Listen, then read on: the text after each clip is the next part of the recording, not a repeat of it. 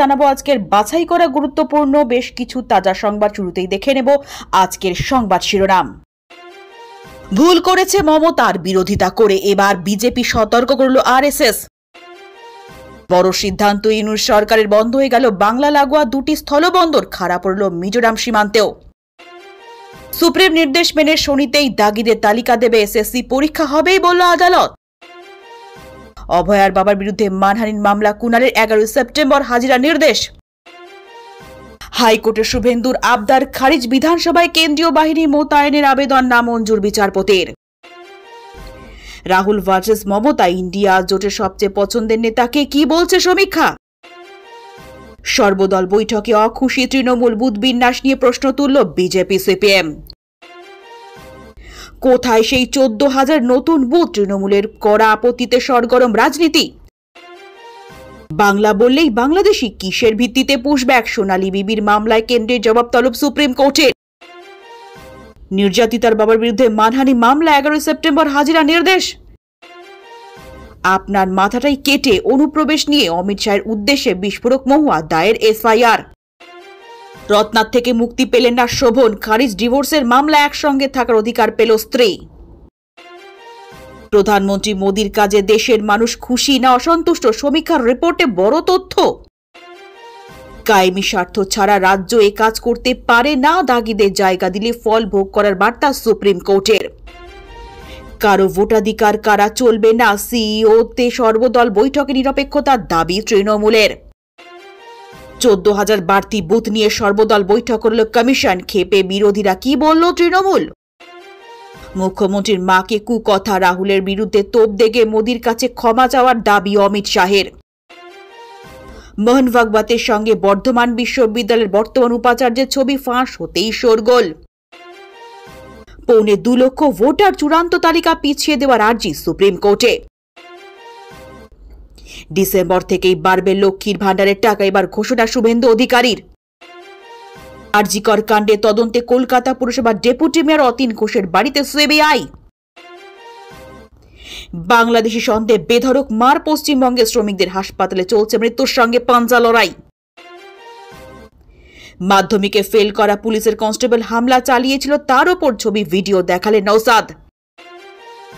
নির্বাচন কমিশনের নির্দেশে তোলপাড় বাংলা, এসআইআর প্রক্রিয়া শুরু, আধিকারিক নিয়োগের ডেডলাইন জারি। 26-এর আগে সাংগঠনিক রদবদলি লক্ষ্য, 2 বর্ধমানে জেলা নেতৃত্বের সঙ্গে বৈঠকে অভিষেক। গ্রুপ সি গ্রুপ ডি পদে বিপুল কর্মী নিয়োগ বিজ্ঞপ্তি প্রকাশ স্কুল সার্ভিস কমিশনের। অযোগ্যদের তালিকা প্রকাশ দিয়ে সুপ্রিম কোর্টের নির্দেশ, কি বলছেন কুণাল ঘোষ। কার দিকে ইঙ্গিত করে শাহ বললেন, পাকিস্তানে ঘন ঘন যাতায়াতকারীরা অসমের নেতা হতে পারেন না। বিজেপির গোষ্ঠী সংঘর্ষে রণক্ষেত্র চাঁচল, গুরুতর আহত 2, ভয়ে জানালা দরজা বন্ধ করে আটকে রইলেন স্থানীয়রা। এসএসসি তালিকা প্রকাশের পর দাগিদের বেতন ফেরত ও এমআরশিট মামলা শুনানি 2 সেপ্টেম্বর। অবশেষে মুখ খুলল এসএসসি, কতজনের তালিকা প্রকাশ হবে জানালেন কল্যাণ বন্দ্যোপাধ্যায়। অবশেষে মুখ খুলল এসএসসি, কতজনের তালিকা প্রকাশ হবে জানালেন কল্যাণ বন্দ্যোপাধ্যায়। ভোটের আগে কি ফাঁস হয়ে গেল ফল, তৃণমূলের আসন সংখ্যা নিয়ে বড় দাবি মমতার, বিজেপি কত পাবে। কোনো মস্তানি মানব না, দরকারে পাল্টা ঘেরাও, বিজেপিকে হুঁশিয়ারি দিয়ে রাখলেন অধীর। ব্লক সভাপতি পদের জন্য 3 লক্ষ, তৃণমূল বিধায়ক মুকুটমণির বিরুদ্ধে মারাত্মক অভিযোগ, ভাইরাল অডিও ঘিরে শোরগোল। বড় অফিসে বদলি হচ্ছে সিইও দফতর, নবান্নকে চিঠি পাঠাল কমিশন। বাংলার ভূমিকা স্বীকৃতি পেল পরিযায়ী শ্রমিক সংক্রান্ত মামলা, সুপ্রিম কোর্টের পর্যবেক্ষণে মমতা। শিক্ষক নিয়োগ দুর্নীতি মামলায় চাপে রাজ্য, শুভেন্দুর প্রশ্ন, এবার মমতা যাবেন কোথায়। মোদীকে গালাগাল, পাটনার রাস্তায় লাঠি পতাকা হাতে মুখোমুখি বিজেপি কংগ্রেস কর্মীরা। কে বলেছে 75-এ অবসর, মোদীকে উজ্জ্ব রেখে ভগবত কথায় নিষ্কাম কর্মের বার্তা। শিরপর শ্যালক, গাড়ির চালক ও আত্মসহায়ক জীবন কৃষ্ণের জীবনচক্রে উঠে আসছে বিস্ফোরক তথ্য। প্রতিদিন নিয়মিত সঠিক খবর পেতে হলে আমাদের এই চ্যানেলটিকে সাবস্ক্রাইব করে আমাদের সঙ্গে থাকুন। এতক্ষণ শুনছিলেন সংবাদ শিরোনাম, এবার আসছি বিস্তারিত খবরে।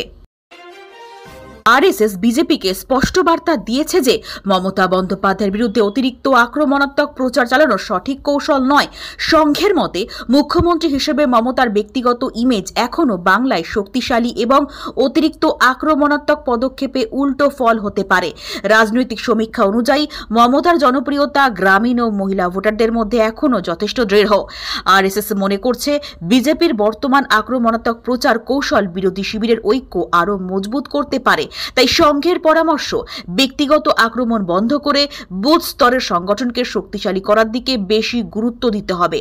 বুথ ভিত্তিক গঠন মজবুত করা, দুর্বল এলাকায় নতুন নেতৃত্ব তৈরি এবং কর্মী সংগঠনকে সক্রিয় রাখা এখন প্রধান লক্ষ্য হওয়া উচিত। বিশেষজ্ঞদের মতে এই বার্তা বিজেপির প্রচার কৌশলে বড় ধরনের পরিবর্তন আনতে পারে। ভোটের আগে কৌশল পাল্টানো না হলে তৃণমূলের বিরুদ্ধে লড়াই কঠিন হবে বলেই মনে করা হচ্ছে। সাম্প্রতিক সমীক্ষায় বিরোধী জোট ইন্ডিয়া নেতৃত্বের লড়াই নিয়ে চমকপ্রদ তথ্য সামনে আসছে। সমীক্ষা অনুযায়ী জাতীয় স্তরে রাহুল গান্ধীর জনপ্রিয়তা বেশি হলেও পূর্ব ভারতে মমতা বন্দ্যোপাধ্যায়ের প্রভাব অটুট। তরুণ ভোটাররা রাহুলের প্রতি বেশি ঝুঁকছেন। অন্যদিকে মহিলা ভোটারদের মধ্যে মমতা সবচেয়ে পছন্দের। সমীক্ষায় দেখা যাচ্ছে লোকসভা নির্বাচনের আগে বিরোধী জোটের প্রধান মুখ নিয়ে এখনও কোনো ঐক্যমত হয়নি। প্রধানমন্ত্রী পদপ্রার্থী হিসেবে রাহুল এগিয়ে থাকলেও মমতার অবস্থান অত্যন্ত শক্তিশালী, বিশেষ করে আঞ্চলিক সমীকরণে। বিশ্লেষকরা বলছেন এই দুই নেতার সমন্বয় জোটের ভবিষ্যৎ নির্ধারণ করবে। যদি সমন্বয় ব্যর্থ হয় তবে বিজেপির সুবিধা হতে পারে। এই কারণে জোটের অভ্যন্তরীণ কৌশল নিয়ে এখন থেকেই আলোচনা শুরু হয়েছে। সর্বদল বৈঠককে ঘিরে রাজনৈতিক অঙ্গনে চাঞ্চল্য। তৃণমূল অভিযোগ তুলেছে যে বৈঠকে তাদের গুরুত্বপূর্ণ প্রস্তাবগুলিকে গুরুত্ব দেওয়া হয়নি। অন্যদিকে বিজেপি এবং সিপিএম বুথ বিন্যাস নিয়ে প্রশ্ন তুলেছে। তাদের দাবি বুথ বিভাজনের প্রক্রিয়া স্বচ্ছ নয় এবং শাসক দল এতে প্রভাব বিস্তার করছে। বিরোধীরা কমিশনের কাছে লিখিত অভিযোগ দায়ের করেছে এবং সুষ্ঠু প্রক্রিয়া নিশ্চিত করার আহ্বান জানিয়েছে। রাজনৈতিক মহলের মতে বুথ বিন্যাসের এই বিতর্ক ভোটের আগে বড় ইস্যুতে পরিণত হতে পারে। অনেকের মতে বুথের অবস্থান পরিবর্তন ভোটের ফলাফলে প্রভাব ফেলতে পারে। কমিশন বিষয়টি নিয়ে সতর্ক হয়েছে এবং শীঘ্রই বৈঠক করে সিদ্ধান্ত নেবে বলে জানা গিয়েছে। তৃণমূল সাংগঠনিক শক্তি বাড়াতে নতুন করে উদ্যোগ নিয়েছে। আগামী বিধানসভা নির্বাচনের আগে অভিষেক বন্দ্যোপাধ্যায়ের নজর সাংগঠনিক রদবদলে। সম্প্রতি তিনি দুই বর্ধমান জেলার নেতৃত্বের সঙ্গে বৈঠক করেছেন। আলোচনার মূল বিষয় ছিল দুর্বল এলাকাগুলিকে চিহ্নিত করা, বুথ স্তরে ঘাঁটি মজবুত করা এবং কর্মী সংগঠনকে সক্রিয় রাখা। সূত্রের খবর, অভিষেক স্পষ্ট জানিয়ে দিয়েছেন শৃঙ্খলা ভঙ্গ হলে কড়া ব্যবস্থা নেওয়া হবে। রাজনৈতিক মহলের মতে এই সাংগঠনিক রদবদল দলের কৌশল নির্ধারণে গুরুত্বপূর্ণ ভূমিকা নেবে। বিশেষজ্ঞদের ধারণা অভিষেকের এই উদ্যোগ ভোটের আগে দলের ভেতরে শৃঙ্খলা ফিরিয়ে আনতে এবং বিরোধীদের মোকাবেলা করতে সহায়ক হবে। অসমের রাজনীতিতে কেন্দ্রীয় স্বরাষ্ট্রমন্ত্রী অমিত শাহের মন্তব্যে তোলপাড়। তিনি বলেন, পাকিস্তানে ঘন ঘন যাতায়াত করা ব্যক্তিরা কখনো রাজ্যের নেতা হতে পারেন না। যদিও তিনি কারোর নাম নেননি, রাজনৈতিক মহল মনে করছে তার নিশানা বিরোধী শিবিরের এক প্রভাবশালী নেতার দিকে। বিজেপি বলছে এই ধরনের নেতারা জাতীয় নিরাপত্তার জন্য হুমকি। অন্যদিকে বিরোধীরা দাবি করছে এটি শুধুই রাজনৈতিক কৌশল, ভোটের আগে বিভাজন তৈরি করা। শাহের বক্তব্যের পর রাজনৈতিক উত্তাপ বেড়েছে এবং সোশ্যাল মিডিয়ায় এ নিয়ে জোর বিতর্ক চলছে। বিশেষজ্ঞরা বলছেন এই ধরনের মন্তব্য ভোটারদের প্রভাবিত করার জন্য ব্যবহার করা হচ্ছে। শিক্ষক নিয়োগ দুর্নীতি মামলায় বড় পদক্ষেপ নেওয়া হয়েছে। এসএসসি তালিকা প্রকাশ করেছে যেখানে দাগি প্রার্থীদের নাম আদালতের নির্দেশে তাদের পাওয়া বেতন ফেরত দিতে হবে। অন্যদিকে বহুল আলোচিত এমআরশিট মামলায় শুনানি আগামী 2রা সেপ্টেম্বর নির্ধারিত হয়েছে।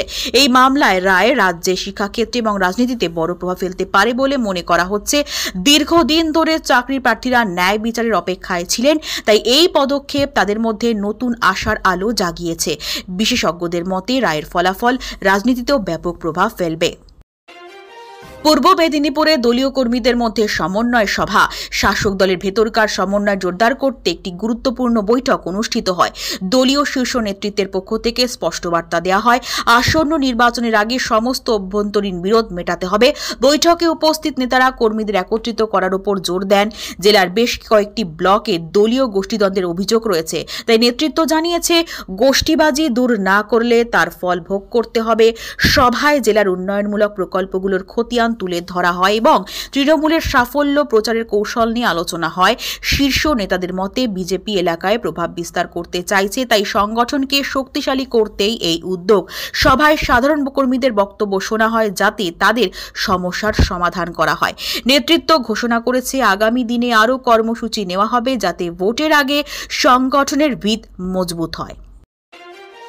সম্প্রতি তিনি এক সভায় বলেন, যাঁদের নাম বাদ গিয়েছে তাঁদের পাশে থাকতে হবে। রাজনৈতিক মহলে এই মন্তব্য নিয়ে ব্যাপক জল্পনা শুরু হয়েছে। অনেকেই মনে করছেন দলের ভেতরের ক্ষোভ কমাতে এই বক্তব্য গুরুত্বপূর্ণ।